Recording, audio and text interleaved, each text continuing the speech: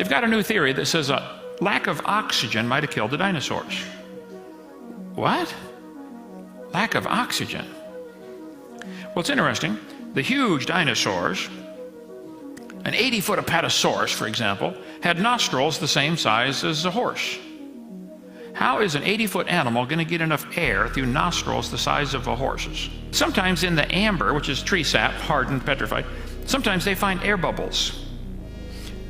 The air bubbles, when they suck them out and analyze them, are 50% more oxygen than we have today. The air we're breathing now is 21% oxygen. What if it was 35%? If the atmosphere originally was 35% oxygen and double the air pressure, just breathing would be exciting. Baby Jessica was 18 months old, and her left leg slipped down in a pipe. Her right leg came up behind her, and she did the splits.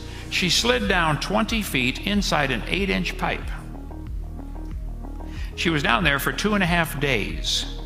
They tore up the neighborhood trying to get that kid out of there, out of that pipe. When they finally got her out, her right leg was completely black from lack of circulation. One of the doctors said, "We have to cut her leg off right now. It's black, no circulation." Another doctor said, "Hey, before we start cutting stuff off, let's try putting her in a hyperbaric oxygen chamber." You know what? Hyperbaric, high pressure oxygen chamber. They put Jessica in one of these things and pumped it up to double normal pressure with pure oxygen. Within a few hours, her leg turned pink. They restored circulation. They finally had to cut off half of her little toe. She would have lost her whole leg had it not been for hyperbaric therapy. Dr. Kimori in Japan started raising tomato plants with filtered sunlight. He used a mirror system to collect sunlight and send it through fiber optic cable to his plants.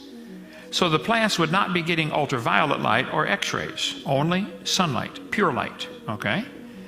His tomato plant grew 16 feet tall and produced 900 tomatoes. This is one plant.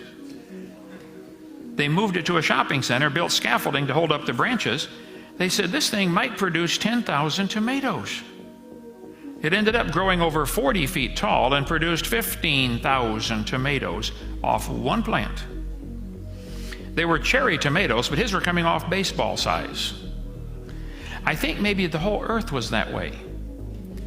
I think it had not only a canopy to filter out the radiation, it had increased air pressure, richer CO2, pure gene code, better soil, and the birds chirping is what opens up the leaf cells so they can breathe in the morning. One guy got curious, why did the birds start chirping an hour before sunrise? Well, they've discovered that frequency of the chirp, chirp, chirp opens up the stomata under the leaf.